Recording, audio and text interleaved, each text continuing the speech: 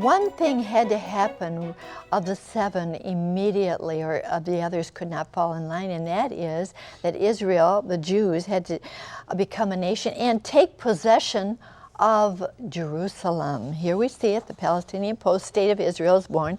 And of course, that was in 1948.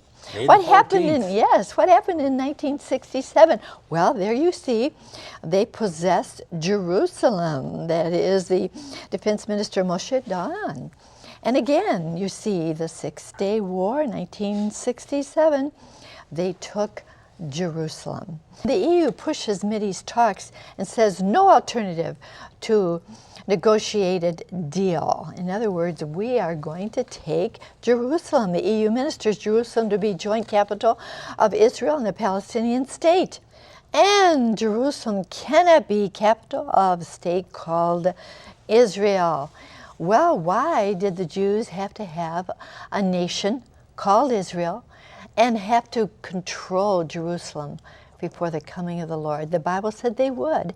Why, Jack? Because everything is about Israel and Jerusalem just before Christ returns. But let me say one more thing.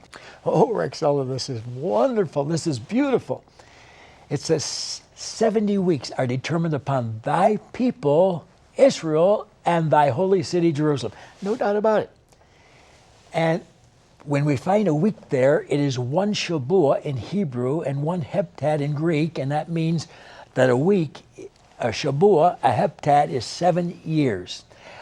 And so there's 70 times 7 years coming, 490, but it's divided into three parts. The first part is when they're allowed to go back to Jerusalem and rebuild the walls, and that took 7 weeks, 7 Shavuos, 49 years. Now remember, there are 490 here.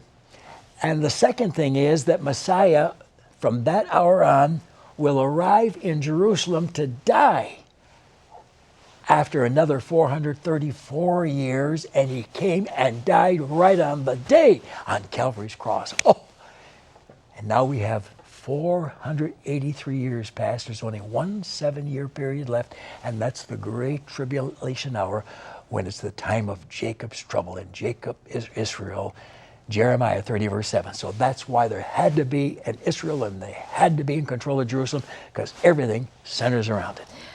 You know, friends, I have so many headlines to back up everything that he just said from the book of Daniel in our headlines today. In fact, the Chinese premier just went to Moscow and met with the Russian president, vowing that they would strengthen their ties. Remember he talked about that? Also, the Arab world would come with them against Israel. And Ahmadinejad spoke for the Arab world. He said, we'll usher in a new Middle East without the Jews. So there you see that confederacy coming against Israel. It's all in the headlines, but God said it would happen. Friends, you know what this all points to is the coming of the Lord.